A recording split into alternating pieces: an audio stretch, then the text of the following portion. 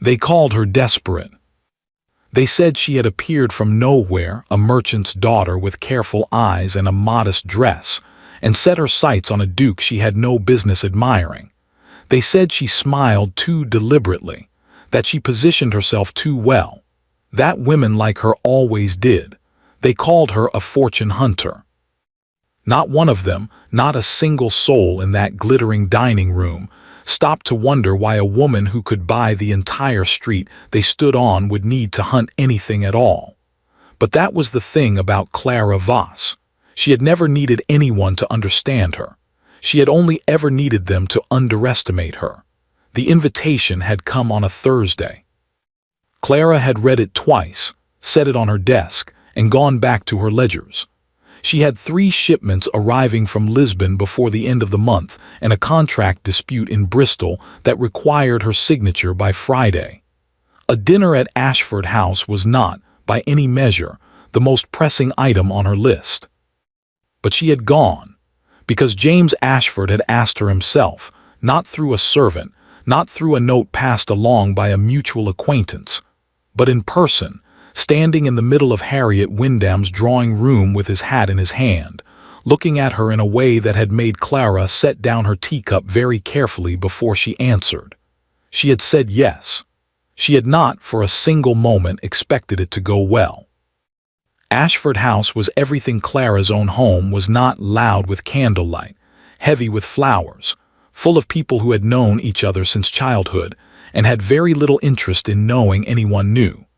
Clara arrived in a deep blue dress that was perfectly appropriate and cost more than most of the guests would guess. She wore no jewels except a single pearl at her throat. She had learned long ago that the less she offered people to comment on, the more carefully they watched her, and the more they revealed about themselves in the watching. James found her within minutes of her arrival.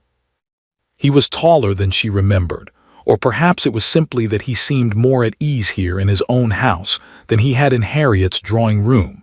He smiled when he saw her, a real smile, not the polished social variety, and brought her a glass of wine and introduced her to 2 of his friends with a warmth that surprised her.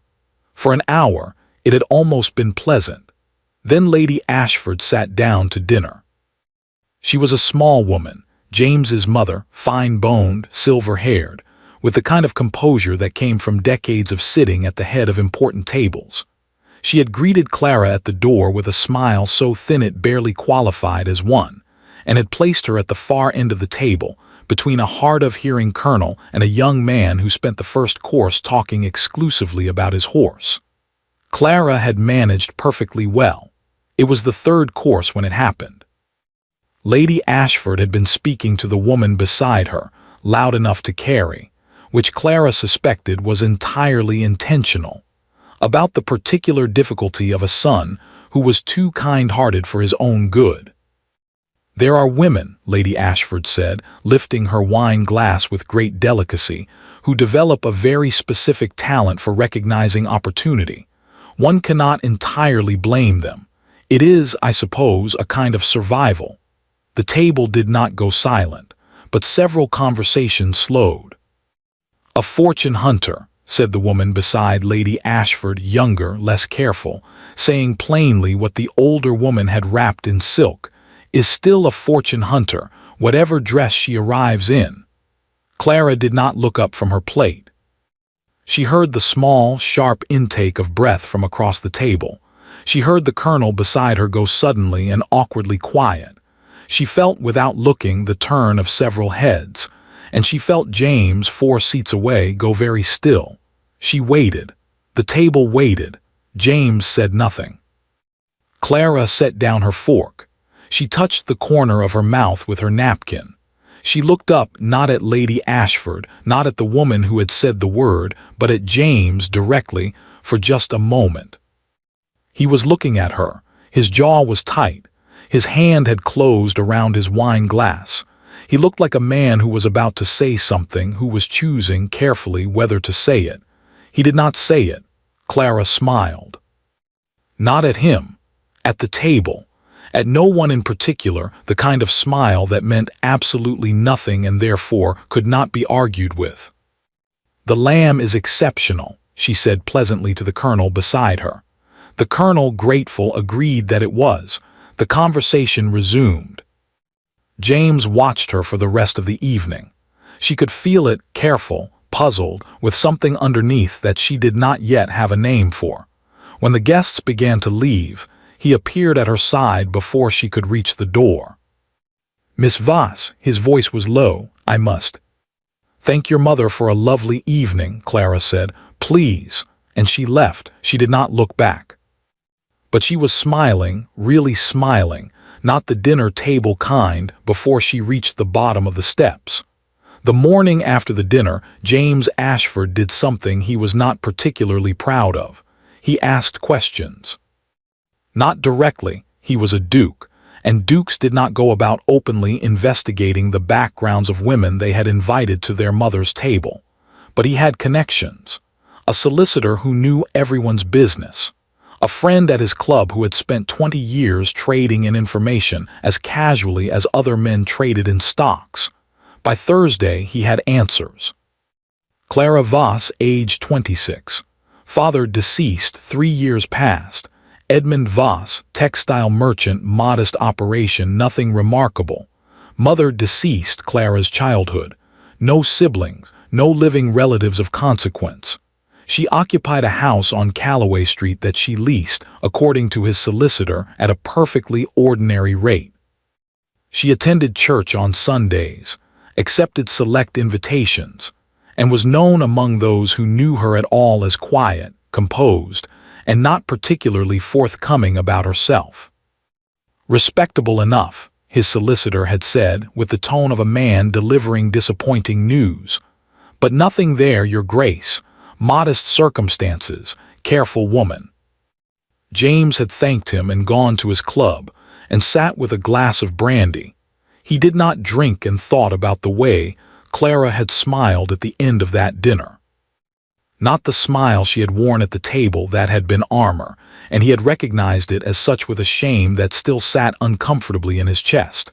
He meant the other one, the one he had caught just before she disappeared into her carriage. Small, private, directed at no one. The smile of a woman who knew something no one else in the room did. He could not stop thinking about it. Clara, for her part, was thinking about a shipping dispute. The Lisbon contract had arrived with a discrepancy. 40 crates listed, 38 received, and the broker in question was a man who had tried this particular trick once before with a firm that did not have Clara's attention to detail. She wrote him a letter that was extraordinarily polite and left absolutely no room for misunderstanding, sealed it, and handed it to her secretary before noon. Then she opened the ledger on the left side of her desk, the one she kept separate, the one her secretary did not touch, and recorded the morning's figures in her own hand. The numbers were, as they generally were, very good. Clara closed the ledger, locked it, and put the key in her pocket where it always lived. She did not think about James Ashford. Or rather, she tried not to. She was practical enough to admit, in the privacy of her own mind, that he was more difficult to dismiss than she had anticipated. He had kind eyes. He laughed easily. He had looked at her across that terrible dinner table with something that was not pity and not condescension, but something far more inconvenient. He had looked at her like she was someone worth understanding. And then he had said nothing. Clara was accustomed to men who said nothing. Her father had built an empire in near silence and taught her to do the same. Silence, Edmund Voss had always said, was simply the space where other people revealed themselves. James Ashford had revealed himself clearly enough. She did not hold it against him precisely. A man did not argue with his mother at her own dinner table, not without cost, not without consequence. She understood that. She even quietly sympathized. But understanding a thing and accepting it were not the same. It was her secretary, young Mr. Briggs, who mentioned it first. "There's been an inquiry," he said, setting a small note on her desk on Friday morning. "Roundabout sort, came through Fielding at the solicitor's office. Someone asking after your father's business, history of the firm, that sort of thing." Clara looked at the note without picking it up. What did Fielding tell them? What you instructed, Miss Voss. Modest textile concern, nothing of consequence. Good. She pushed the note to the side. Send Fielding a bottle of the Bordeaux. He has been very reliable. Mr. Briggs nodded and retreated. Clara sat for a moment in the quiet of her office. So James had asked questions. She had expected it sooner, if anything. And he had received the answers she had long ago arranged for people to receive, because there were very good reasons why Clara Voss did not advertise the whole truth of her situation. And those reasons had nothing to do with shame and everything to do with the fact that the world treated a woman with money very differently than it treated a man with the same, and not, in Clara's experience, better. She had learned this at 19, the first time a business associate had smiled at her across a table, and then gone home and told his wife he'd spent the afternoon with Voss's little secretary. She had learned it again at 22, when a man she had briefly, foolishly considered had looked at the figures in her father's ledger, and his eyes had changed, the warmth in them replaced by something calculating and cold. She had decided then that she would rather be underestimated than consumed. And so Clara Voss remained, to all outward appearances, a modest merchant's daughter of comfortable but unremarkable means. The key in her pocket was the only outward sign of anything else, and no one had ever thought to ask about it. She was locking the ledger that evening when her housekeeper appeared in the doorway. "Gentleman at the door, Miss Voss." Mrs. Hale had the expression she reserved for unexpected visitors, not alarmed, simply watchful. "Says his name is Ashford." Clara set the ledger in its drawer, locked it, put the key in her pocket. "Which room is warmest?" she asked. "The front sitting room. Fire's been going since 3. "Show him in," said Clara, "and bring tea." She allowed herself 30 seconds alone in the office, long enough to settle something in her chest that had no business being unsettled, and then she walked down the hall to meet him. James Ashford had rehearsed what he was going to say. He had rehearsed it on the carriage ride over and in the brief, cold walk from the street to the front door, and again in the 30 seconds he stood in Clara Voss's front sitting room waiting for her to appear. He had the words arranged neatly, an acknowledgment of what had occurred, an expression of regret, an assurance that his mother's opinions were not his own.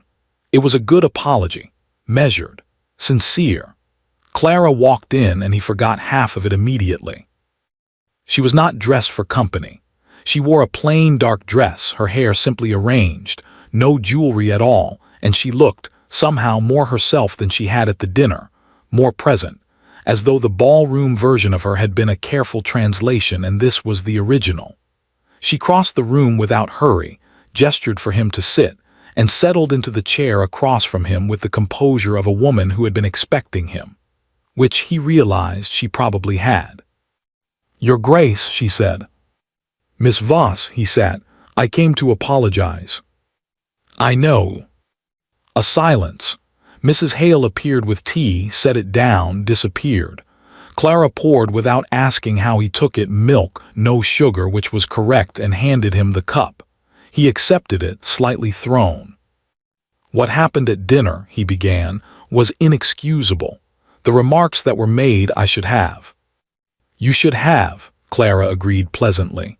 He stopped.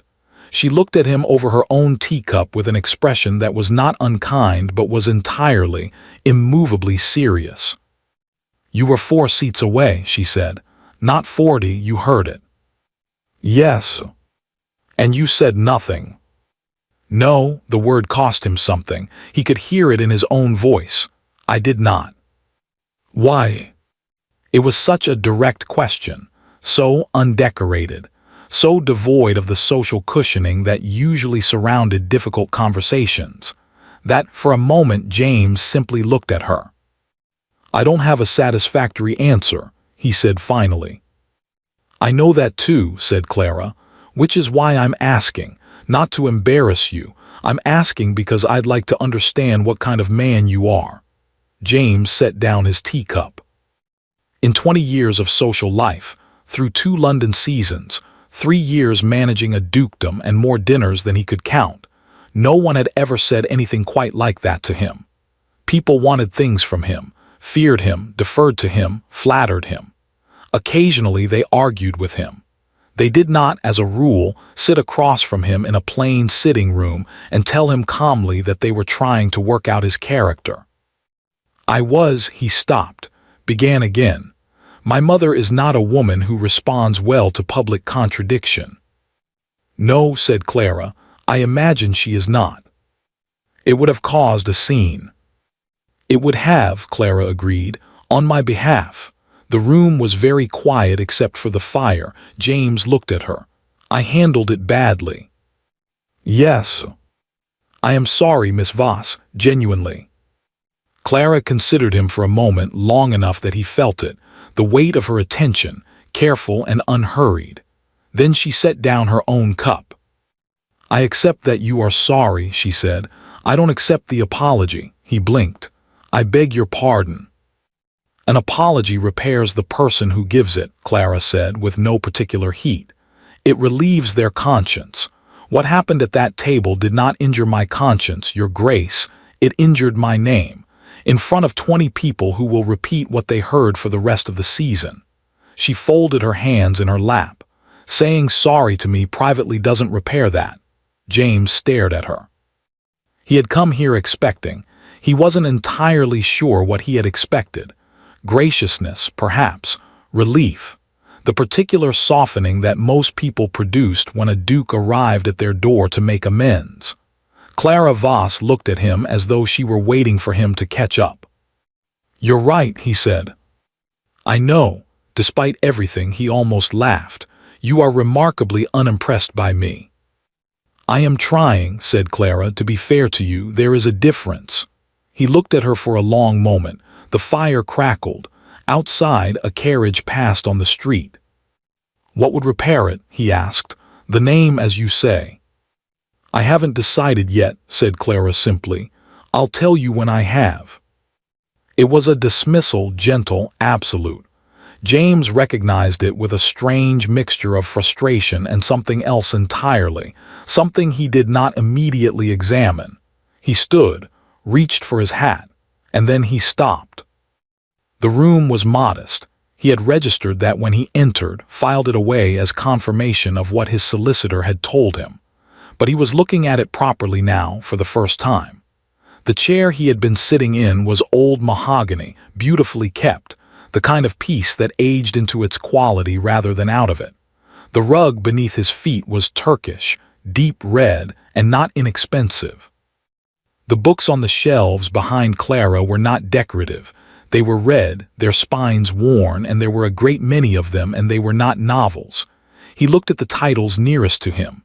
Principles of Maritime Commerce, The Law of Contracts, 3rd edition, A History of the Wool Trade in the British Isles. He looked back at Clara. She was watching him with an expression he could not quite read, patient, perhaps, or careful. The expression of someone who had just noticed that he was noticing. Miss Voss, he said slowly, what was it your father's business dealt in exactly? Textiles, said Clara, without hesitation, without blinking. Yes, said James, of course. He put on his hat. Good evening, said Clara. He walked to the door, paused with his hand on the frame, his back to her. I'll call again, he said, if I may. A brief silence. You may, said Clara. He left. Clara sat for a long moment after she heard the front door close. Then she looked at the bookshelf, at the titles she knew perfectly well were visible from where he had been standing, and she pressed her lips together. She had not moved those books. She wondered if she had meant to. She picked up her teacup, found it had gone cold, and set it back down. Careful, she told herself. But she was smiling again, the real one, the private one, and this time she did not entirely know why. The announcement came on a Tuesday. Clara read it in the morning paper over breakfast, between a report on parliamentary proceedings and an advertisement for a new milliner on Bond Street. It is with great pleasure that Lady Ashford announces the forthcoming engagement of her son, James Edward Ashford, Duke of Ashford, to Lady Cecily Drummond, daughter of the Earl of Wentmore. Clara read it once. Then she turned the page. By noon, 3 people had called on her. Harriet Wyndham arrived first, breathless and indignant on Clara's behalf, and had to be calmed with tea and a firm reminder that there had been no understanding between Clara and the Duke of Ashford. None whatsoever. Nothing formal, nothing even approaching formal, merely 2 conversations and a dinner that had ended badly. "But he called on you," Harriet said, as though this settled the matter entirely. "He called to apologize," said Clara, "which is a different thing. He stayed an hour. He stayed 40 minutes. Clara." "Harriet," Clara set down her cup, "I am perfectly well. Drink your tea." Harriet drank her tea, unconvinced. The second caller was Mrs. Alderton, a neighbor of 50 years and considerable opinions, who arrived under the pretense of returning a book she had borrowed in March, and stayed long enough to say everything she thought about dukes in general, and this one in particular. Clara thanked her for the book and showed her out with great affection. The third caller did not come inside. He sat in his carriage on Calloway Street for 11 minutes. Clara's housekeeper reported this with the precision of a woman who watched the street carefully, and then drove away without knocking. Mrs. Hale relayed this information with her eyebrows raised very slightly. "Thank you, Mrs. Hale," said Clara. She went back to her desk, opened the Bristol contract, read the same paragraph 4 times without absorbing a word of it. Then she closed the contract, opened the left-hand ledger, and spent 2 hours with the only numbers that had never yet failed to steady her. Lady Cecily Drummond was, by every account, exactly what the Ashford family required. She was 22. She was lovely in the particular way that English aristocracy seemed to produce reliably, fair, fine-featured, with good posture and better manners. Her father, the Earl of Wentmore, had a title that stretched back 4 generations and an estate in Shropshire that, while not extravagant, was perfectly respectable. She laughed at appropriate moments, deferred at appropriate moments, and had never, as far as anyone knew, read a book on maritime commerce in her life. Lady Ashford had introduced her at a small luncheon the following Thursday, and the general opinion of those present was that she was charming. James, by the accounts that reached Clara through Harriet, who had a gift for intelligence gathering that Clara had long appreciated, had been polite, attentive, perfectly correct. "He looked," Harriet reported, perching on the edge of Clara's sitting-room chair with great urgency, like a man attending his own very organized funeral. "That is unkind to Lady Cecily," said Clara. "It is accurate about the Duke." Clara said nothing. She was embroidering, or rather, she was holding embroidery which was different, and she kept her eyes on it with great discipline.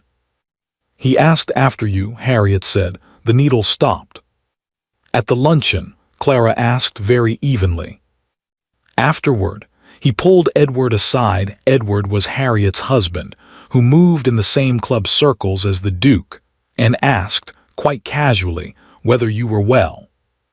"That is a very ordinary question." Edward said it was not asked in an ordinary way. Clara resumed embroidering. 1 stitch, 2 stitches, 3. "Harriet," she said, "he is engaged." "He is announced," Harriet corrected. "There is no ring yet. There is no contract signed. There is an announcement in a newspaper that his mother placed, and a luncheon that his mother organized, and a girl that his mother selected." She paused. "I am simply observing that there appear to be 2 distinct parties to this engagement, and only one of them seems to have been consulted." Clara set the embroidery down. She looked at the fire for a moment. "It is not my concern," she said. "No," Harriet agreed. "It isn't." A silence. "He stayed 40 minutes, Harriet added, very quietly. "Not because he felt he had to. Men who come out of obligation leave in 15. Clara picked up the embroidery again. "Good night, Harriet." 3 days later, Clara signed the largest contract of her professional life. It had been 18 months in negotiation. A trading agreement between Hartley Company and a consortium of Lisbon merchants that would, when fully operational, move more wool through British ports than any single private arrangement in the last decade. Her solicitor, Mr. Graves, had been present for the final signing, and had afterward sat very still for a moment looking at the document. "Miss Voss," he said. "Mr. Graves." "This is," he stopped, selected his words with care. "This is a very significant agreement." "Yes," said Clara, "it is." The Hartley name, he hesitated. "You are certain you wish to sign as Voss Hartley? It will raise questions. People will begin to—" "I know what it will do," said Clara. She signed. "E. Voss Hartley, Directress, Hartley Trading Company." Mr. Graves looked at the signature for a long moment. "Your father," he said finally, "would have been very proud." Clara capped the pen, set it down precisely. "I know that too," she said. She walked home through streets that were cold and bright and loud with London's ordinary business, and she thought about her father, about Edmund Voss, who had been born a Hartley and had married a Voss and had loved his wife's name better than his own and kept it long after she was gone, who had taught Clara to read a ledger before she could read a novel, who had said, on the last evening she had spent with him, "They will always try to make you smaller than you are. Your only job is to refuse." She had refused consistently for 26 years. She turned onto Calloway Street and stopped. James Ashford was standing outside her front door.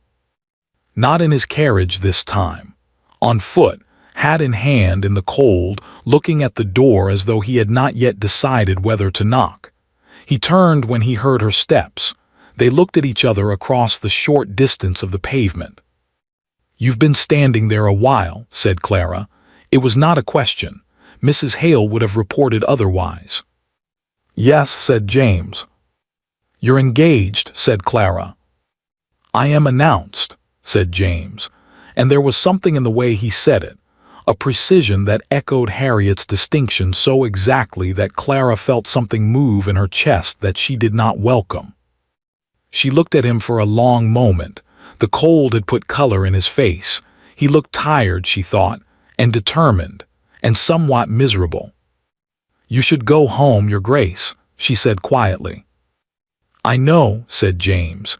He did not move. Clara looked at him a moment longer than she should have. Then she walked past him up the steps and closed the door. She stood in the hallway with her back against it and her eyes closed and the signed contract still in her bag, the name Voss Hartley in her own ink, and she thought, "Not yet, not like this."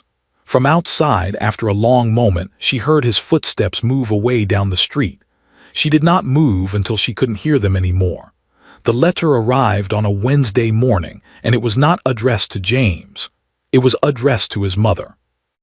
Lady Ashford had been at breakfast when Mr. Fielding, the family's solicitor of 14 years, a man so composed that she had never once seen him perspire, walked into the dining room without being announced, which he had never done in 14 years, and placed a folder of documents beside her teacup with the expression of a man who had recently learned something that had reorganized his understanding of the world. "I apologize for the intrusion, my lady," he said, "but I felt this required your immediate attention." Lady Ashford set down her toast, opened the folder, read the first page, then she read it again. Then she sat very still for a moment, looking at the name printed at the top of the document in plain, unadorned letters, and felt the particular sensation of a woman who has been absolutely certain of something for a very long time and has just discovered she was absolutely wrong. She sent for James before she finished the second page. James arrived at Ashford House at 10:30 to find his mother standing at the window of the library. Not sitting, standing, which she almost never did, with the folder open on the desk behind her, and an expression he had not seen on her face since the morning they had buried his father. "Sit down," she said. He sat. She did not turn from the window immediately. He waited, which he had learned as a boy was the only useful thing to do when his mother was composing herself. "Do you know," she said finally, still looking at the street below, "what the Hartley Trading Company is?" James considered the question. "Vaguely. Old firm. Textiles originally, I think. Wool and—" "Textiles," his mother said. "Not anymore, not for 20 years. She turned from the window. Her face was composed now, carefully so, but her hands, he noticed her hands, which she had clasped in front of her, were not entirely steady. "Hartley Trading Company operates 13 merchant vessels. It holds contracts with the Portuguese Wool Consortium, 2 separate East India partnerships, and 3 of the largest import brokers in London. Its annual revenues—" She stopped, pressed her lips together. "Its annual revenues are larger than this estate's total worth, larger than the Wentmore holdings, larger than—" She stopped again. James had gone very still. "Larger than what?" he asked. His mother crossed to the desk, turned the folder toward him. He leaned forward and read. The first page was a company summary, standard commercial document, the kind filed with the Board of Trade. He read it quickly, absorbing figures that grew more significant with each line. He turned to the second page. A list of creditors and debtors, standard again. His eyes moved down the column on the right: names, amounts, dates. He reached the third entry from the bottom. He stopped. Ashford Estate, outstanding balance, principal and accumulated interest. The number beside it was considerable, more than considerable. It was the kind of number that rearranged things. He turned to the next page. The creditor listed for the Ashford debt was given in full legal name: Hartley Trading Company. Directress, E. Voss Hartley. James read the name twice. Then he sat back in his chair and looked at the ceiling for a moment. "How long?" he said. "The debt was acquired 8 years ago," his mother said. She had sat down now across from him with the straightness of posture that was her particular form of armor. "Your father's arrangement with the original Hartley broker. I was aware of the debt. I was not aware—" She paused. "I was not told that Hartley had passed to a private directress. I was not told who she was." "Who told you now?" "Mr. Fielding. He was reviewing our accounts in preparation for the Wentmore settlement. The marriage contract requires a full disclosure of outstanding debts, and he found it." She looked at him steadily. "He found that every quarterly payment we have made for the past 3 years has been received by an account registered to E. Voss Hartley." A pause. Clara Voss Hartley. The fire crackled. Outside, London went about its ordinary business, entirely unaware. James looked at the folder. At his family's debt, listed in plain figures, held in the hands of the woman his mother had called a fortune hunter at her own dinner table 12 days ago. "She never said a word," he said, quietly, almost to himself. "No," said his mother, "she did not. She could have—" He stopped, thought about what she could have done. She could have introduced herself properly from the beginning. She could have produced the documents at the dinner table and watched the room rearrange itself around her. She could have, at any point in their 3 conversations, informed him that his family owed her a very significant sum of money, and that she had been collecting it quietly for 3 years without once using it as leverage. She had done none of these things.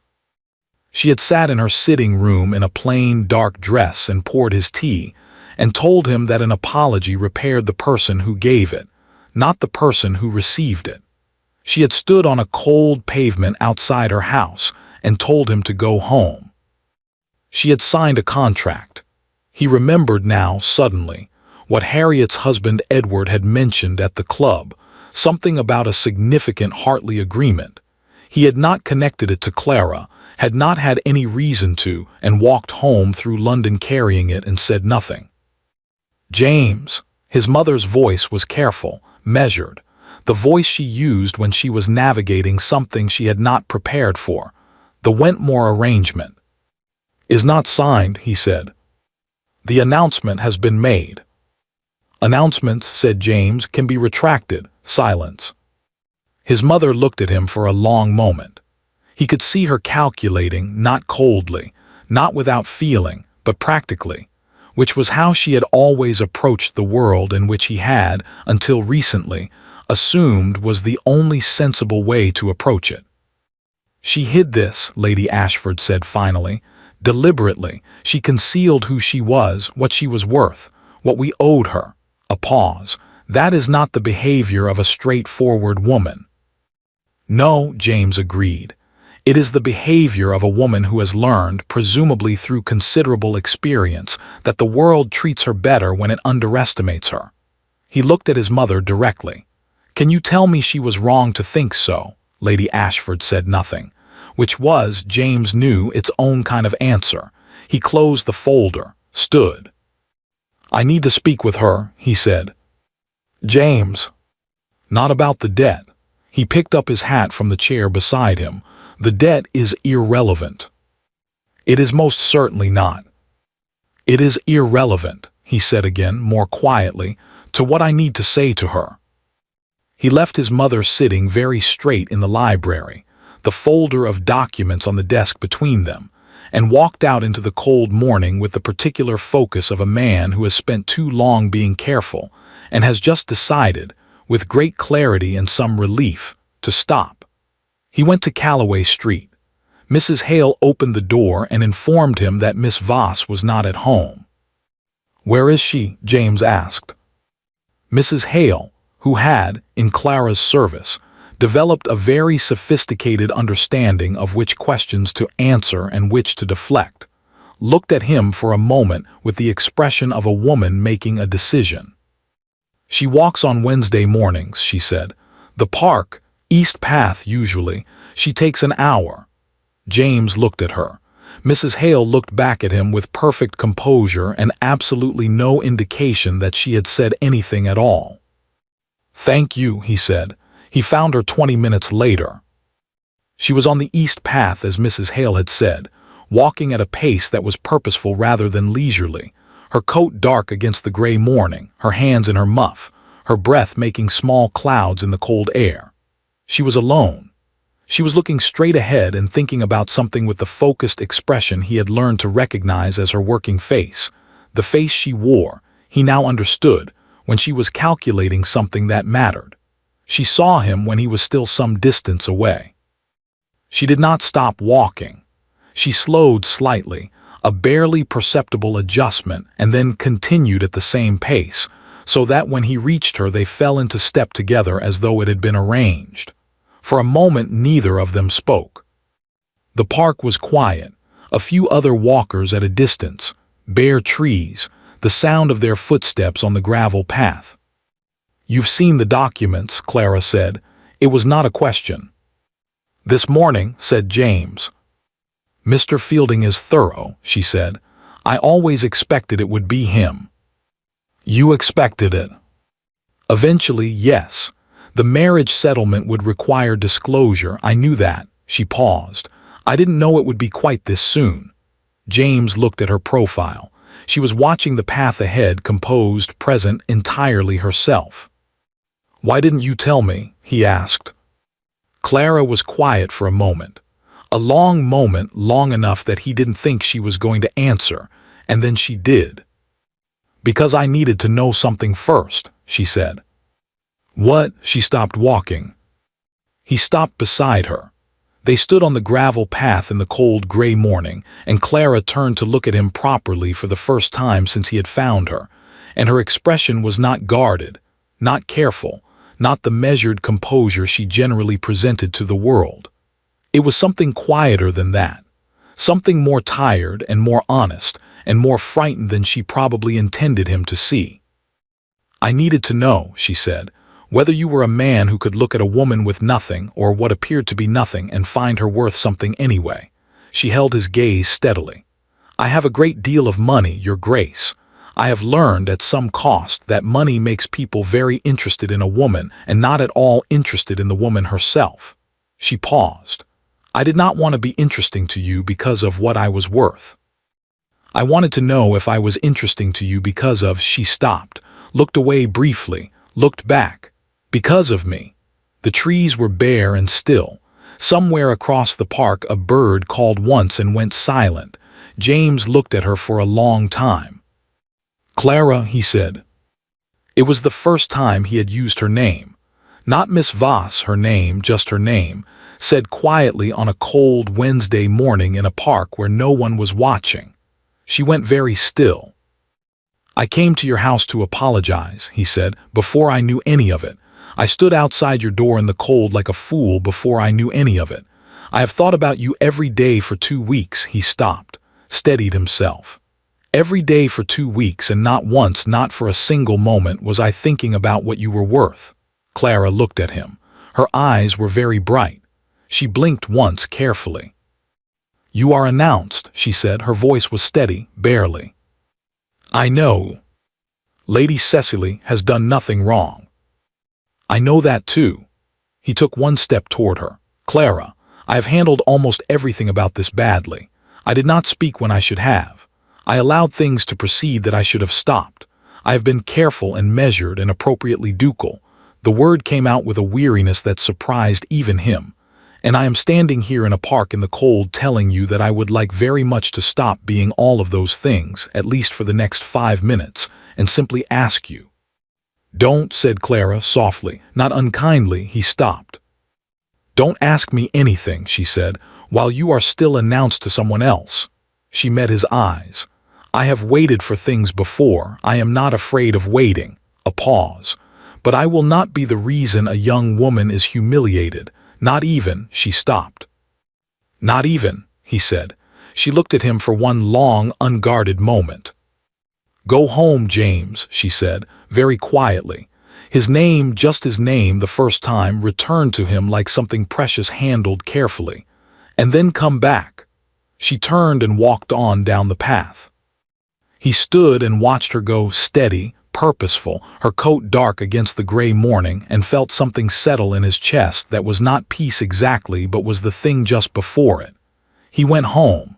He had a great deal to do. The retraction was published on a Friday. It was brief, dignified, and said very little. The announcement of the previous week had been premature. The families had mutually agreed to withdraw. Lady Cecily Drummond and the Duke of Ashford parted on the best of terms. 3 sentences. The kind of thing that was forgotten by Saturday in most drawing rooms and remembered indefinitely in others. Clara read it at breakfast. She set the paper down, drank her tea, looked out the window at Calloway Street, which was doing its ordinary Friday morning business. A coal cart, 2 women with baskets, a boy chasing something small and fast that disappeared around the corner before she could identify it. She picked up the paper again, read the 3 sentences again, set it down. "Will you be home this afternoon, Miss Voss?" Mrs. Hale asked from the doorway. "Yes," said Clara, "I'll be home." He did not come that day or the next. Clara worked. She reviewed the Lisbon correspondence, which had resolved itself satisfactorily. The missing 2 crates had been located in a warehouse in Porto. The broker had apologized at considerable length, and Clara had accepted the apology with the brevity she felt it deserved. She met with Mr. Graves about the Hartley agreement, which was proceeding well. She attended a small dinner at Harriet's on Saturday evening, and deflected questions about the Duke of Ashford, with a serenity that Harriet found deeply unsatisfying. "You read the retraction," Harriet said, cornering her near the fireplace after dinner. "Everyone read the retraction," said Clara. "You know what I mean." "I do," said Clara, "and I have nothing to say about it." Harriet looked at her for a long moment with the expression of a woman exercising enormous restraint. "Fine," she said, "but you should know that Edward says he looked terrible all week, like a man working through something very difficult very fast." "Retractions are socially complicated," said Clara mildly. "Clara." "Harriet, the salmon is very good. You should have some. He came on Sunday." Not in the morning, in the late afternoon, when the light was already going gray, and the street lamps were just beginning to be lit, and Clara was in her office with the left-hand ledger open, and the fire down to embers because she had forgotten to call for more wood. Mrs. Hale knocked once and opened the door. "The Duke of Ashford," she said, with the faintest possible emphasis that conveyed a great deal. Clara closed the ledger, locked it, put the key in her pocket. "The sitting room," she said, "and more wood for this fire, please." She gave herself no 30 seconds this time. She walked directly down the hall and into the sitting room and found him standing by the window, not looking out of it, simply standing near it, hat in his hands, with the look of a man who had arrived somewhere important and was not yet certain of his welcome. He turned when she came in. He looked, she thought, like himself. More himself than she had seen him, less arranged, less composed, with shadows under his eyes that suggested the week had cost him something, and he had paid it without complaint. "Miss Voss," he said. "Your Grace," said Clara. They looked at each other across the room. "Sit down," she said. "Mrs. Hale will bring tea." "I didn't come for tea," he said. "I know, sit down anyway." He sat. She sat across from him. The fire was low, but the room was warm enough, and Mrs. Hale appeared, built the fire up efficiently, produced tea from somewhere with suspicious speed, and disappeared. James looked at the tea. "She was already preparing it," Clara said. "She expected me." "She is an exceptionally perceptive woman," Clara poured. "How is Lady Cecily?" James accepted the cup. "Dignified," he said, "and I think genuinely somewhat relieved. She was as much her mother's arrangement as mine." A pause. "I called on her personally, to apologize." Clara looked up. "She deserved that much," he said simply.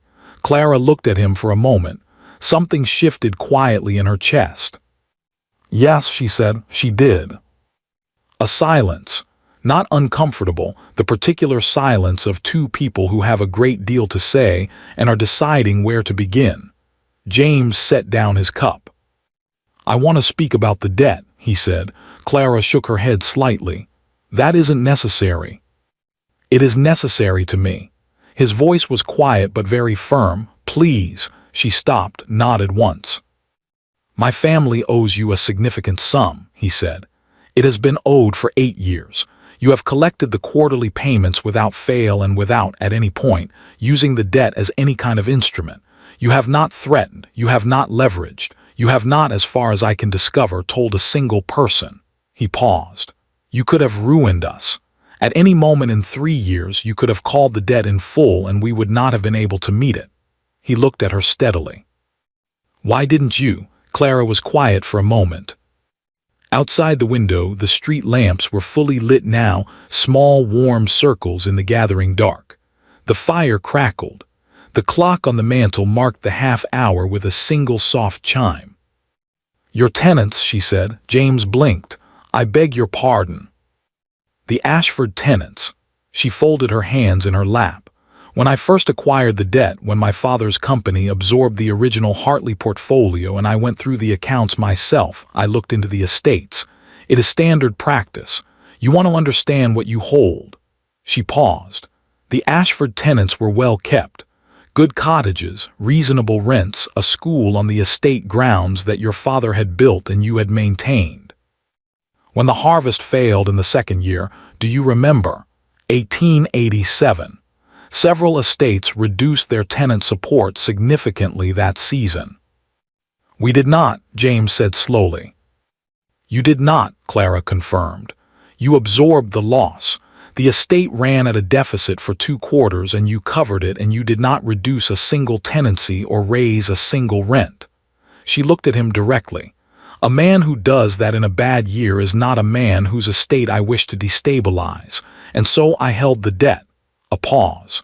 "And then I met you." James looked at her. "And then you met me," he said quietly. "And then I met you," Clara said, "and I found that you were more complicated than I expected, and less simple than your mother's opinions of you might suggest." A breath. And I wanted, as I told you in the park, to understand what kind of man you were before I made any decisions about anything. And now, his voice was very careful. What have you decided? Clara looked at him for a long moment. She thought about her father, about Edmund Voss, who had been a Hartley, and had loved a woman more than a name, and had taught his daughter that the ledger told you the truth about people if you knew how to read it. She thought about 19 years of careful management, of deliberate invisibility, of being smaller than she was so that the world would leave her room to work. She thought about a dinner table and an insult wrapped in silk, and a man 4 seats away who had gone still and said nothing. She thought about a park on a cold Wednesday morning, and her own name said quietly like something worth saying. She had been careful for a very long time. She was so tired of being careful. I have decided, she said, that you are a man who apologizes to young women he has inadvertently wronged, and maintains his tenant school in a bad harvest year, and stands outside doors in the cold without knocking because he is trying to be honorable and is not entirely certain how. She paused. I have decided that those things matter more to me than most things. James had gone very still. Clara, I have also decided, she continued, because she had started now and she was going to finish, that I am tired of being the version of myself that other people find manageable. I have a great deal of money and I am very good at what I do, and I have hidden both of those facts for years because the alternative was to be treated as a collection of assets rather than a person. She met his eyes. I do not wish to hide them from you. I don't think you would ask me to. I would not, he said, immediately, completely. I know, she took a breath, that is rather the point. James set down his teacup. He leaned forward slightly, elbows on his knees, and looked at her with an expression that was open and serious and entirely unguarded, in a way she had not seen from him before, the last layer of the composed, careful Duke of Ashford stripped away, leaving just the man underneath, who was tired and certain and looking at her like she was the clearest thing in the room. I would like to court you properly, he said, with your permission, formally, correctly, with calls and correspondence and whatever other machinery society requires. A pause, and I would like, eventually, if you are willing, to ask you a question that I nearly asked in a park last Wednesday, and that I think you already know the answer to. Clara looked at him. Her heart was doing something inconvenient and she was not going to look away. Properly, she said. Properly, he confirmed. Calls and correspondence, and whatever other machinery society requires. That machinery, Clara said, is considerable. I am aware. His mouth curved slightly. I have some experience navigating it. Clara looked at him for one long moment, at this man who had gotten so many things wrong and was trying, with great visible effort and some genuine grace, to get them right. Who had gone still at a dinner table and said nothing, and then come to her door and said sorry, and then come back again and again until she believed him. Who had called Lady Cecily personally, to apologize. Who had a tenant school. Very well, said Clara. Something crossed his face, relief, she thought, and something warmer than relief. There is one condition, she said. Name it. The debt, she held his gaze. I am going to forgive it. The full outstanding balance effective immediately. I will have Mr. Graves draw up the documents this week. James stared at her. Clara, that is an enormous. I know what it is, she said. I am not forgiving it as a gift. I am forgiving it because I will not begin something with you while your family owes me money. I will not have it said, not by your mother, not by anyone, that I acquired a duke through his debts. She raised an eyebrow very slightly. I intend to acquire you through entirely other means. James looked at her for a moment. Then he laughed. It was a real laugh, surprised out of him, warm and unguarded, and it changed his face completely, and Clara felt something loosen in her chest that had been held tightly for a very long time. You are, he said, when he had recovered, the most remarkable woman I have ever met. I know, said Clara pleasantly. More tea. He stayed 2 hours. They talked, really talked, the way Clara had not talked with anyone in longer than she wanted to examine. About the Lisbon contract and what it meant for the spring season. About the tenant school and how it had come to exist, which was a better story than she had expected, involving his father and a very determined local school teacher, and a significant quantity of rain. About books, he had noticed the maritime law texts. She was unsurprised to discover, before the first cup of tea was finished. And about London and about the estate in Shropshire that she had never seen, and that he described with a quiet affection that told her more about him than an hour of deliberate conversation would have. When he finally stood to leave, the fire had burned down again, and the clock said 7:30, and neither of them had noticed. At the door he paused, the same pause as before, hand on the frame but different now, carrying different weight. "Thursday," he said, "if I may call." "Thursday," Clara confirmed. He put on his hat, looked at her once more with that open, unguarded expression that she was already, she suspected, going to have a great deal of difficulty being sensible about. "Good night, Clara," he said. "Good night, James," she said. She closed the door, stood in the hallway, pressed her hand flat against the door for just a moment, feeling the solid wood of it, the reality of it. Then she walked back to her office, unlocked the left-hand ledger and sat down at her desk. She did not open it. She sat for a long time in the quiet room with the dying fire and the locked ledger and the key in her pocket, and she thought about tenant schools and bad harvest years and a man who apologized properly when he had caused harm. She thought about being tired of being careful. She thought, perhaps not careful then, perhaps just this. She closed her eyes. She was smiling, the real one, the private one, and this time she knew exactly why. The news reached Lady Ashford on a Monday morning.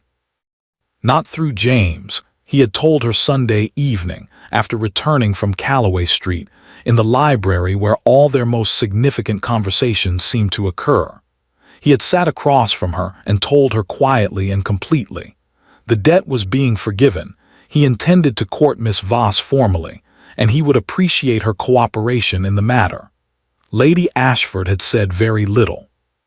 She had asked 3 questions, practical ones, about the Hartley Company, about the extent of Clara's holdings, about the legal standing of the debt forgiveness.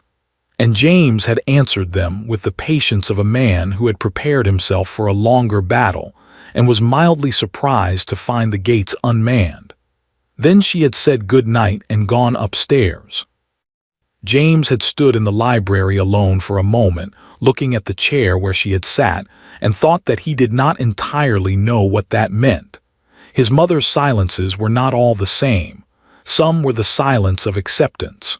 Some were the silence of a woman who was regrouping. He suspected this was the latter. He was right. By Monday morning, Lady Ashford had done what she always did when she required information. She had sent notes, discreet ones, to 3 women of her acquaintance who between them knew more about the inner workings of London society than most men knew about their own estates. She had asked, with great casualness, about Hartley Trading Company, about the Voss family, about a young woman named Clara who had apparently been hiding an empire in plain sight on Calloway Street. The responses arrived throughout the morning, and they were, collectively, illuminating. Hartley Trading Company was not merely significant. It was, according to Lady Ashford's most financially informed correspondent, one of the 5 largest private trading concerns in England. Edmund Voss, who had been, it emerged, the second son of old Robert Hartley himself, the man who had built the company from a single wool contract in 1831 into the institution it now was, had inherited the directorship at 30 and expanded it substantially before his death.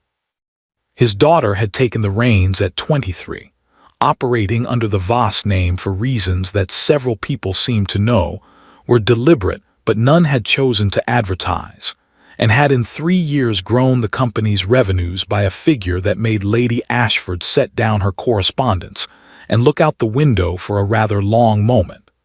The woman she had called a fortune hunter at her own dinner table. The woman who had sat beside a hard-of-hearing colonel and eaten lamb, and smiled the smile that Lady Ashford now understood had not been wounded dignity at all. It had been amusement. Clara Voss had been sitting at that table knowing that she held the paper on the Ashford debt, knowing that she could have produced it at any moment and watched the room rearrange itself entirely around her, knowing that Lady Ashford's cutting remarks were directed at a woman who could, financially speaking, have purchased Ashford House and used it for storage.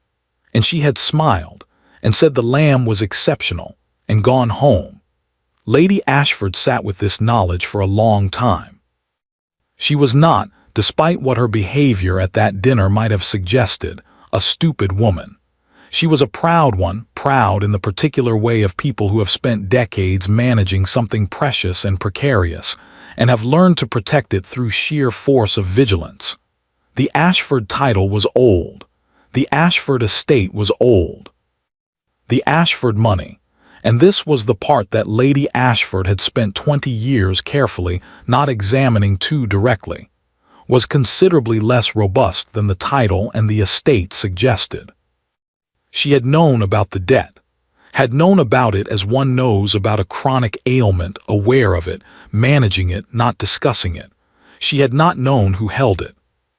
She understood now why she had not known. And she understood, sitting alone in her morning room with her correspondence arranged around her, that Clara Voss had chosen not to use that information as a weapon, had chosen it, deliberately, over the course of 3 years, and then again over the course of the past several weeks when she had had every provocation to use it, and had instead walked away from a dinner table and said the lamb was exceptional. That was not the behavior of a fortune hunter. Lady Ashford was honest enough to admit this, to herself at least. The question now was what to do about it. She thought about it for 3 days.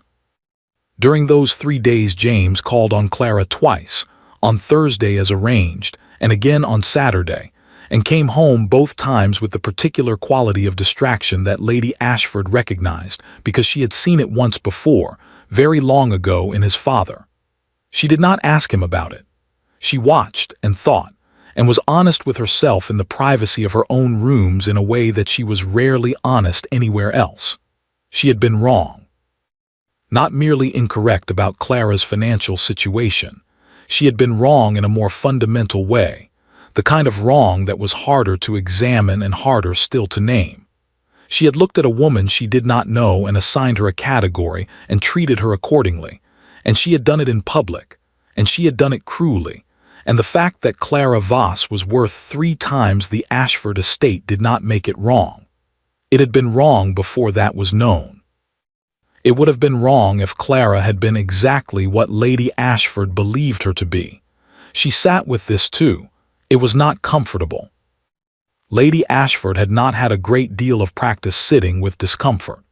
She had spent most of her adult life arranging things so that discomfort could be avoided, arranging James's life, managing the estate's appearances, steering carefully around anything that threatened the image of Ashford's solidity she had spent 20 years constructing.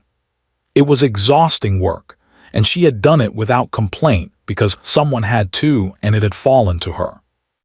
But she had sat at a dinner table and she had been cruel to a young woman who had done nothing to deserve it, and she had done it because the young woman had made her son smile in a way that Lady Ashford had not been able to control or predict or arrange, and that she could admit this here, alone, on a Tuesday evening in her sitting room was the real reason.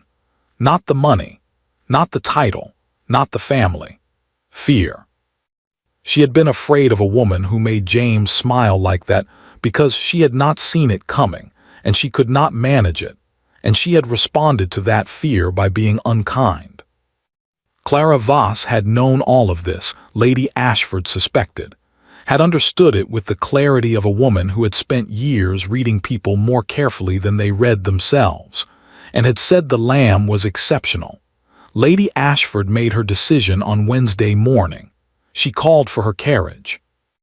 Clara was in her office when Mrs. Hale appeared in the doorway with an expression that was entirely new. Not the watchful look she wore for unexpected visitors. Not the composed efficiency she maintained through most situations, but something genuinely uncertain, which was rare enough that Clara looked up immediately. "Lady Ashford," Mrs. Hale said. Clara set down her pen. "Lady Ashford," she repeated. "Yes, Miss Voss, at the door." Mrs. Hale paused with the delicacy of a woman choosing words carefully. "She came alone. No card sent ahead. She asked if you were receiving." Clara sat for a moment. She thought about a dinner table, about silk-wrapped cruelty and 20 people, and the particular quality of a room that has just watched someone be diminished. She thought about 3 years of quarterly payments accepted without acknowledgement. She thought about James, Thursday evening, sitting in this sitting room with his hat in his hands and his guards entirely down, saying, "I would like to court you properly." She thought about what kind of woman she was going to be about this. "Which room is warmest?" she asked. "The front sitting room. I've kept the fire going." Clara looked at the ledger open on her desk, closed it, did not lock it, a decision she made deliberately and without drama. "Show her in," she said, "and bring tea, the good china." Mrs. Hale's expression shifted almost imperceptibly towards something that might, on a less composed face, have been approval. Lady Ashford was smaller than Clara remembered. It was strange. At the dinner table she had seemed to fill the room, or at least the end of it, with the particular authority of a woman entirely at home in her own domain. Here, in Clara's sitting room, she was simply a small, silver-haired woman in a very good coat, standing near the door with her gloves in her hands, and an expression that Clara had never expected to see on that particular face. Uncertainty. "Miss Voss," she said, "thank you for seeing me." "Lady Ashford," Clara gestured to the chair across from the fire, "please sit down." They sat. Mrs. Hale appeared with tea, the good china, as instructed, which Clara noted Lady Ashford's eyes moved to briefly with an expression she couldn't quite read.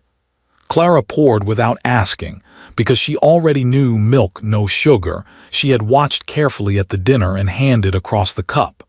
Lady Ashford accepted it, looked at it for a moment. "I don't know," she said, "how to begin this." "Then begin badly," said Clara. "It doesn't matter how you begin." Lady Ashford looked up. Something crossed her face, surprise perhaps at the directness, and then something else. "I was unkind to you," she said. "At my table, in front of my guests. I said things that were—" She stopped. "I said things that were untrue and unnecessary, and that I said because I was afraid, which is not an excuse, only an explanation, and perhaps not even a useful one." She held Clara's gaze with the effort of a woman who was not accustomed to holding someone's gaze in this particular way. "I came to apologize, not the kind of apology that repairs the person who gives it." She paused. Almost precisely, Clara realized what Clara herself had said to James. "I came because I was wrong, and because you deserved better, and because, a breath, because my son looks at you the way his father used to look at me, and I had forgotten until I saw it that that was something worth protecting rather than preventing." The room was very quiet. The fire crackled. The clock marked the quarter hour. Clara sat with the apology for a moment. Let it exist in the room without immediately doing anything with it. She had learned this from her father, that some things needed a moment before they were handled, not because they were difficult but because they were significant, and significance deserved a pause. "Did James tell you to come?" she asked. "No," immediately. "He doesn't know I'm here." "Good," said Clara. "I'm glad it was your own idea." Lady Ashford looked at her. "You are not what I expected," she said. "When James first mentioned you, you are not what I expected at the dinner. You are not what I expected when I learned about the company." A pause. "I am not certain what I expected, but you are consistently not it." "I have found," said Clara, "that people generally expect less than I am. I have spent a great deal of energy accommodating that expectation. I am trying to spend less." "You should," said Lady Ashford, with a firmness that surprised Clara slightly. You should spend none at all. She looked at her teacup. I have spent my entire life managing what people expected of me, and I am— She stopped. Something moved across her face briefly that was old and tired. I am very good at it. I am not certain it has made me happy. Clara looked at her. This was not, she thought, the conversation she had prepared for. She had prepared for something more formal, more defended, more like negotiation. She had not prepared for a small, silver-haired woman in a very good coat saying true things in a quiet voice. Lady Ashford, she said carefully, I accept your apology. The older woman looked up. I accept it, Clara continued, not because the injury was small, but because the apology is genuine. I can tell the difference. She held her gaze steadily. And because I think you are more than what you showed at that dinner table, and I am trying to extend to other people the same expectation that I ask them to extend to me. Lady Ashford was quiet for a moment. That is very generous, she said. It is practical, said Clara. If James and I are if this is to become what I think it is going to become, then you and I will share a table for a great many years. I would rather share it honestly. A silence. Then slowly, something happened to Lady Ashford's face. Not a smile exactly, she was not, Clara suspected, a woman who arrived at smiles easily or quickly, but a softening, a loosening of something that had been held very tightly. He told me about the debt forgiveness, she said. I imagined he had. That was— She stopped, tried again. That was not necessary. I know, said Clara. That is precisely why I did it. Lady Ashford looked at her for a long moment. Miss Voss, she said, I think I have made a very significant error of judgment. Yes, said Clara pleasantly, you have. I would like— A pause. The word seemed to cost her something. I would like the opportunity to correct it, if you will permit. Clara looked at her. At this small, proud, frightened, honest woman who had come to her door without a card sent ahead and without her son's knowledge, and had said true things in a quiet voice, and was now sitting in Clara's sitting room with good china in her hands asking, with as much humility as she probably possessed, for a chance to do better. Clara thought about her father, about what he had taught her, not just the ledgers, not just the contracts, not just the figures that told the truth about people. He had taught her something else too, that the measure of a person was not how they behaved at their best, but what they did when they discovered they had been wrong. I permit, said Clara. They talked for an hour and a half. Not about James, or not primarily about James, which surprised them both. They talked about the estate, which Lady Ashford knew with an intimacy and a love that Clara recognized, because she felt the same way about the ledgers, the deep private attachment of someone who has spent years caring for something they could not entirely explain. They talked about the tenant school, which had been Lady Ashford's idea originally, not James's father's, though she had let the credit rest elsewhere because it was easier that way. They talked about the Lisbon contract, because Lady Ashford asked about it with a directness that suggested genuine curiosity rather than polite inquiry, and Clara found herself explaining the Wool Consortium with an enthusiasm she rarely got to express in social settings. Lady Ashford listened with sharp, intelligent attention and asked two questions that were, Clara acknowledged privately, very good ones. When Mrs. Hale appeared to refresh the tea for the second time, she caught Clara's eye with an expression that contained, very briefly, something that was definitely approval.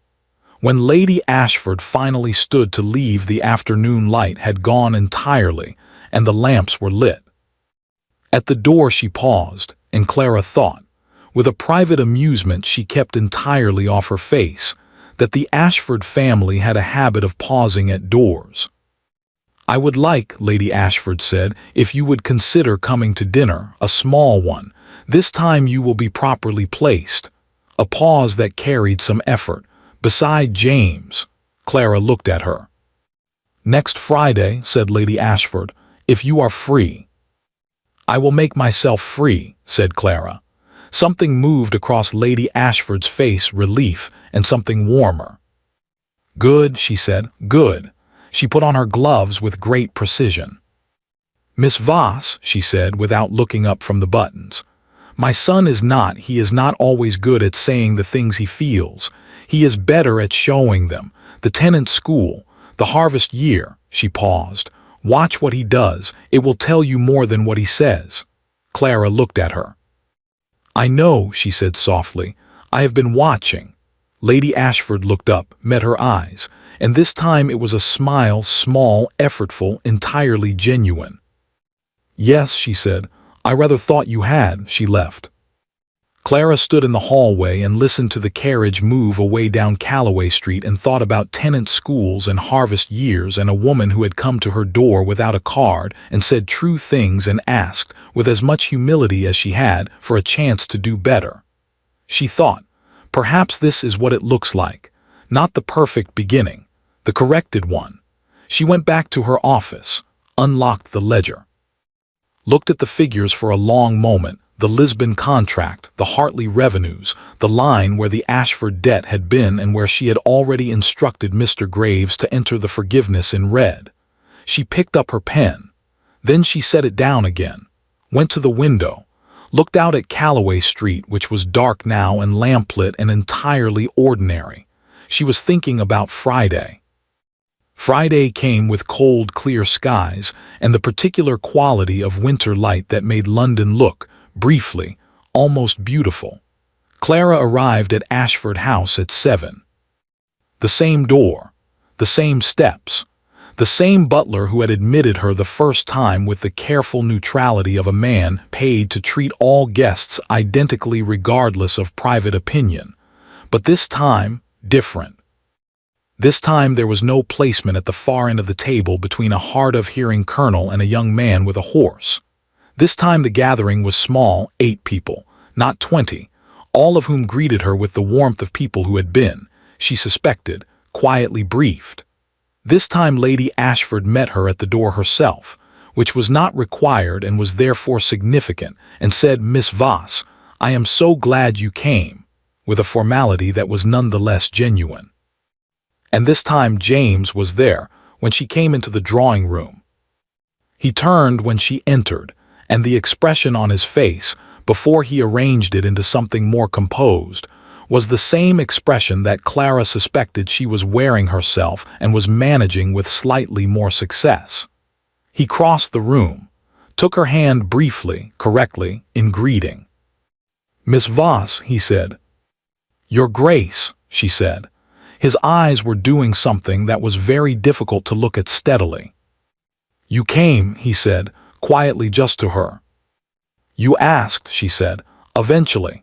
Something shifted in his face, amusement, relief, and something deeper than either. "My mother called on you," he said. It was not quite a question. "She did. She didn't tell me." "I know, that was the point." Clara looked at him calmly. "She came on her own, that mattered." James looked at her for a moment. "What did she say?" he asked. "True things," said Clara, in a quiet voice. He was quiet for a moment, looking at her with that open, unguarded expression that she had accepted by now, simply going to have to get used to. "Clara," he said. "Not yet," she said gently. "Dinner first." He almost smiled. "You are going to make me wait until after dinner." "I am going to make you wait until after dinner," she confirmed. Dinner was, by every measure, exceptional. Not the food, though the food was very good, but the texture of the evening, the quality of it. Clara was seated beside James, as Lady Ashford had promised. On her other side was an elderly gentleman named Sir William Hargrove, who turned out to know a great deal about Portuguese trade routes, and engaged her in a conversation that she found genuinely absorbing. Across the table, a woman named Mrs. Fenwick asked intelligent questions about the Hartley Company with the directness of someone who had done some reading before arriving, and Clara answered them without deflection, without reduction, without making herself smaller than she was. She realized, somewhere in the middle of the soup course, simply herself, fully and without apology, and the table, this small, carefully chosen table, was receiving her. She glanced at James beside her and found him watching her with an expression of such unguarded warmth that she had to look back at her soup for a moment. Lady Ashford, from her end of the table, caught Clara's eye. She raised her wine glass very slightly. Clara raised hers in return. After dinner, the party moved to the drawing room. There was music. A young woman played tolerably well, and conversation that moved easily, and without the sharp undertow of social performance that Clara remembered from the first evening. James stayed near her. Not obtrusively. He was a man who understood the social mechanics of a drawing room, but consistently, steadily, in the way of someone who has decided where he wants to be and sees no reason to pretend otherwise. When the party began to thin, Sir William at 10, the Fenwicks at 1/2 past, Clara found herself near the fireplace with James, slightly separated from the remaining guests, in the particular pocket of nearness that a diminishing party naturally creates. After dinner, he said, Clara looked at the fire. "So it is," she said. "I have a question I have been waiting to ask you," he said. "Since a park, in the cold," a pause, "since longer than that, if I'm being honest." "You should be honest," said Clara. "I find I prefer it." "I know you do." He was quiet for a moment. "I have handled this very badly from the beginning." "Not from the beginning," said Clara. "You asked me yourself, in Harriet's drawing room, with your hat in your hand." He looked at her. "You remember that?" he said.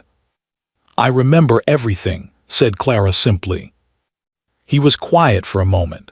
The fire crackled between them.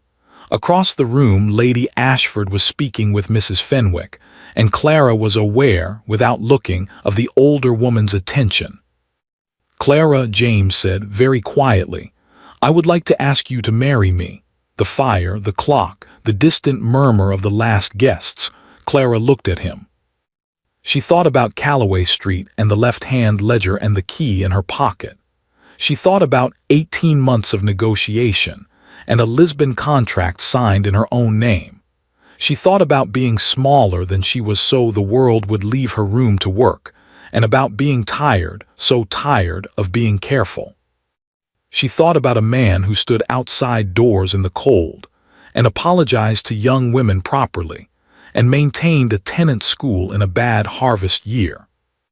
She thought about her father, who had loved a woman more than a name and had taught his daughter that the ledger told the truth about people if you knew how to read it. She had been reading James Ashford for weeks. The figures were very good. "Yes," said Clara, "just that. Simply, completely, without qualification." James looked at her for a long moment. Then he smiled, the real one, the private one, the one she suspected very few people had ever seen. And it was, she thought, the best thing she had seen in a very long time. "Yes," he repeated, as though making sure of it. "Yes," said Clara. Across the room, Lady Ashford said something to Mrs. Fenwick that made the other woman laugh. She did not look across at the fireplace. She did not need to. She was already smiling.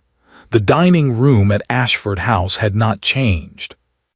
The same long table, the same candlelight, the same portraits watching from the walls with the particular patience of people who had been watching for a very long time.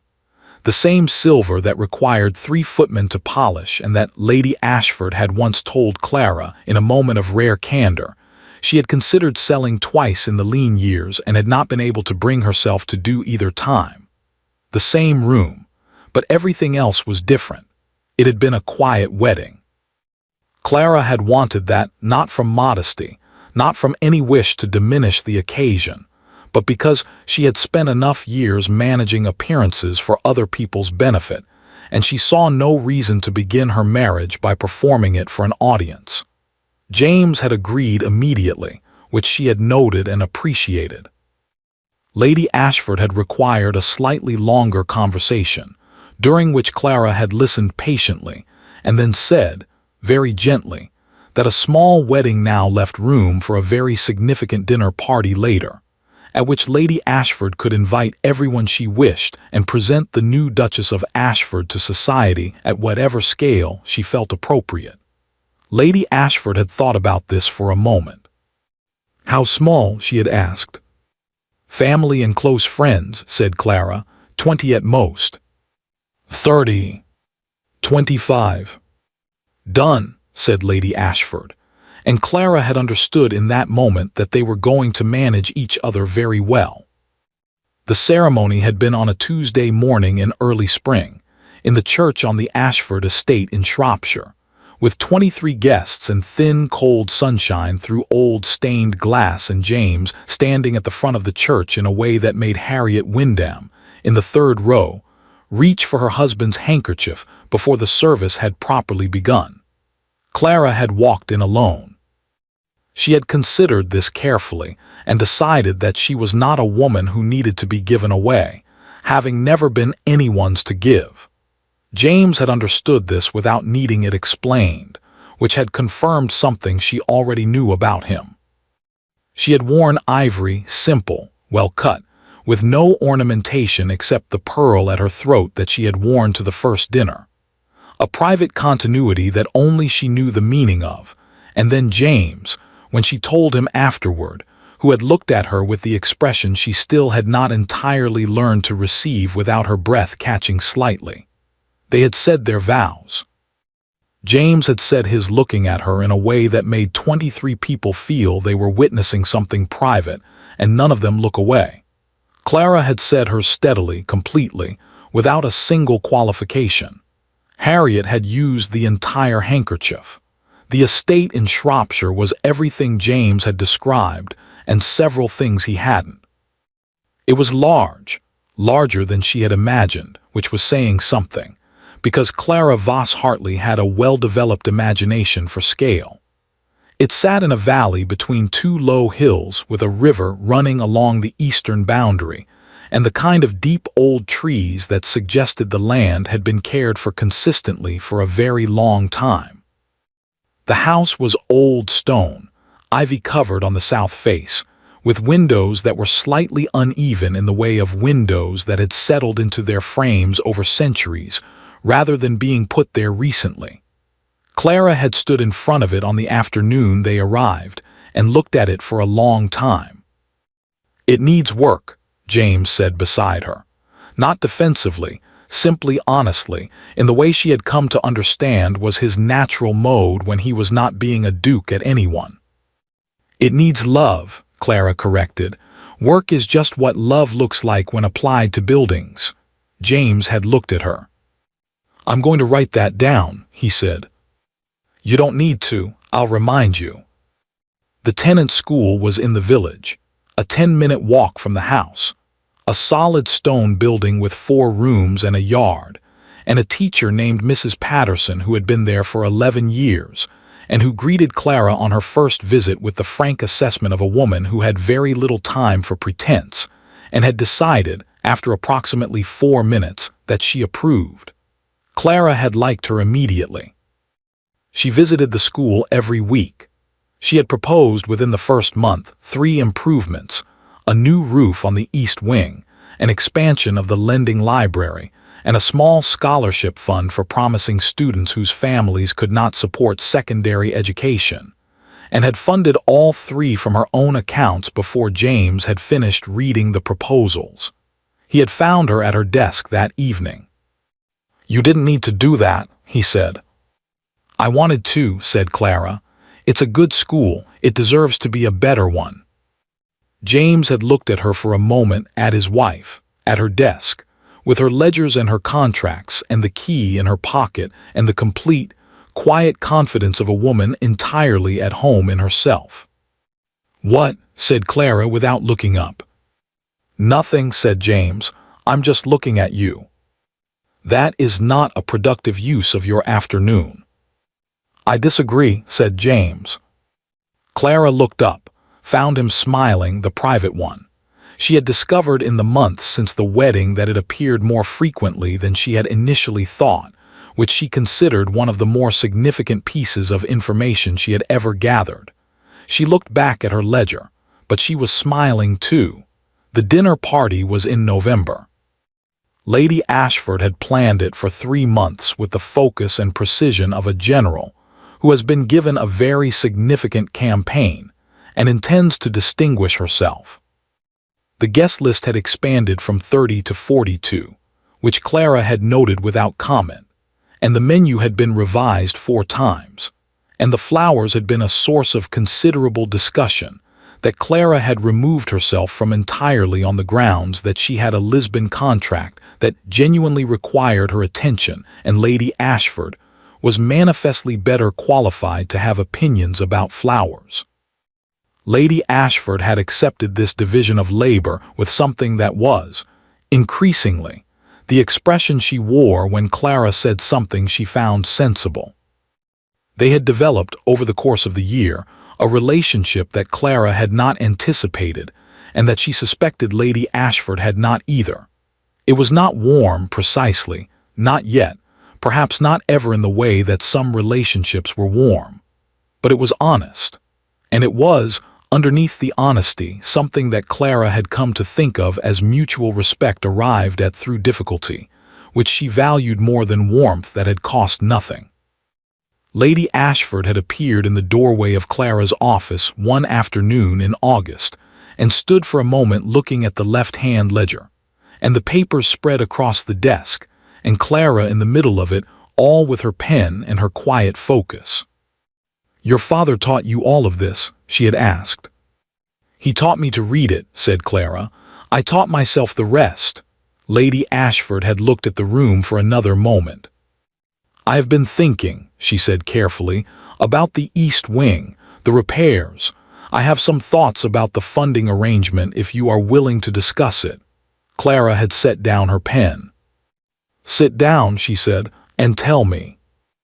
Lady Ashford had sat down and told her, and her thoughts had been, Clara discovered over the following hour, genuinely good, detailed, practical, informed by 20 years of managing the estate through difficulties that she had never fully disclosed to James, and that she described to Clara with a directness that suggested she had needed, for a very long time, someone to describe them to.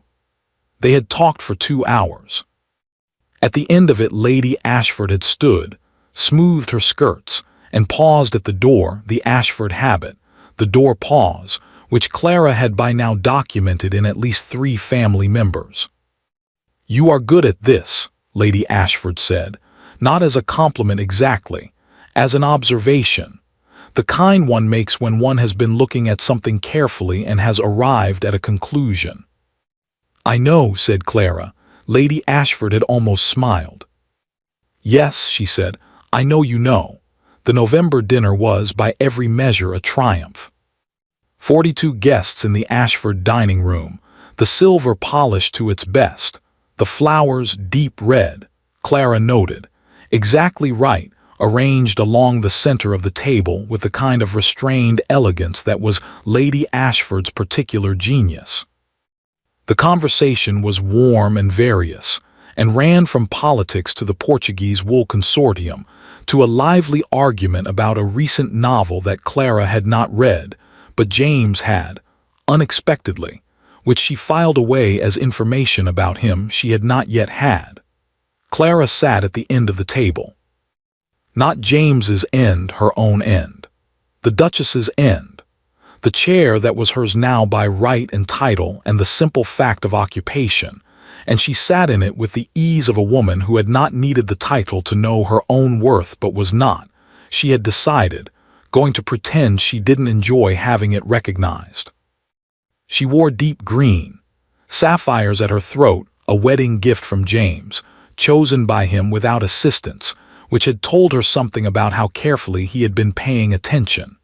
Her hair was dressed properly for once, which Mrs. Hale had accomplished with the satisfaction of a woman whose efforts had been long underappreciated.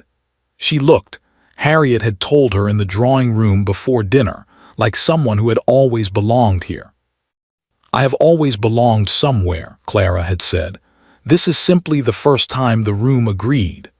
Harriet had laughed and then looked like she might cry, which was Harriet's particular gift. The moment came near the end of dinner. The conversation had mellowed, the kind of mellowing that happened late in a good evening, when the wine had been poured twice, and the formality had loosened, and people were speaking with the ease of those who have been well fed and well entertained and feel, for the moment, that the world is broadly satisfactory. Lady Ashford, from her position midway down the table, a position she had ceded to Clara without the drama Clara had privately anticipated, in a negotiation that had consisted of a single conversation and Lady Ashford saying, with great composure, "It is your table now, I suppose," and Clara saying, "It is our table, I think," and Lady Ashford looking at her for a moment and then nodding once, raised her wine glass. The table quieted. Lady Ashford did not make speeches. This was known. She was a woman of precise language deployed sparingly, and when she raised a glass people paid attention because it was rare. "I would like," she said in the clear, composed voice that carried without effort, "to welcome my son's wife to this house, formally, as she deserved to be welcomed." A pause, barely perceptible. Some time ago. The table was quiet. Clara looked at her mother-in-law across the candlelight and the flowers and the 40 years of Ashford silver. "She is," Lady Ashford continued, "a woman of considerable ability and considerable patience, both of which this family has benefited from more than it has perhaps adequately acknowledged." Another pause. "I am glad she is here. I am glad James had the sense eventually," the word placed with surgical precision, producing a ripple of laughter to secure it. She raised her glass higher. "To the Duchess of Ashford." 41 people raised their glasses. "To the Duchess of Ashford." Clara looked down the table at James. He was looking at her, just at her, in the way he had of narrowing the room to the two of them without appearing to do anything at all. His glass was raised. His expression was the open, unguarded one, the private one, worn tonight without apology in front of 42 people. Clara raised her own glass, held his eyes. "I told you," she thought. "I told you I was not afraid of waiting." He smiled. The real one. Later, much later, when the guests had gone and the candles were burning low, and the house had settled into the particular quiet of a place that has held a great many people, and is now holding only the right ones. Clara sat at the desk in what had become her study in the east wing, the left-hand ledger open, the fire down to embers. James appeared in the doorway. He had taken off his coat. He leaned against the frame and looked at her the way he had taken to looking at her in quiet moments, not the social gaze, not the public one, but the version underneath, which she had come to understand was the truest record of where his attention actually lived. "You should be asleep," said Clara without looking up. "So should you," said James. "I have 3 entries to finish. They will be there in the morning." "So will I, but I prefer to finish them now." He crossed the room, stood behind her, put his hands on her shoulders with the ease of someone who had learned over the course of a year exactly where they were welcome. He looked at the ledger over her shoulder, at the figures she kept in her own hand, the ones that told the truth about things. "We had a good evening," he said. "We did. My mother—" "Your mother was remarkable," said Clara, "as she generally is when she decides to be." A silence. Comfortable, the fire, the clock, the faint sound of the house settling. "Clara," James said. "You could have ruined us," quietly. He said it the way he had said it once before in this same tone at the beginning of things when he was still understanding what she had chosen not to do. He said it occasionally still, not obsessively, not with guilt, but with the quality of a man who had turned something over enough times to understand its full weight. Clara finished the entry, set down her pen precisely.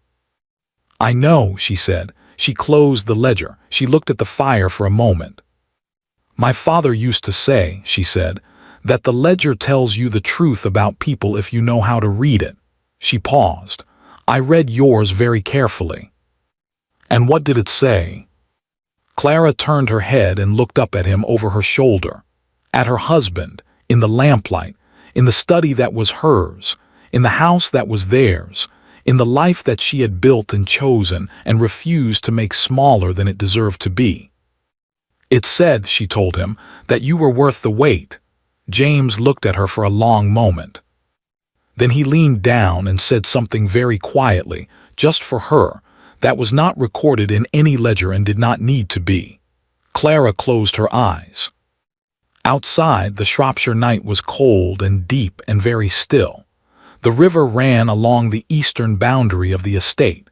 The old trees stood in the dark. The tenant school sat in the village, silent and waiting for morning, with its new roof and its expanded library and its scholarship fund that would send 3 children to secondary education in the spring. In the east wing of Ashford House, the fire burned low. The left-hand ledger sat closed on the desk, the key beside it, and for the first time in Clara Voss Hartley's adult life, she left them there without locking either one. She didn't need to. Some things she had finally learned did not need protecting. Some things were simply, completely already safe. Thank you for listening to the story all the way to the end. Please tell us which city you're watching from and what the story made you feel. Don't forget to subscribe so you won't miss new stories.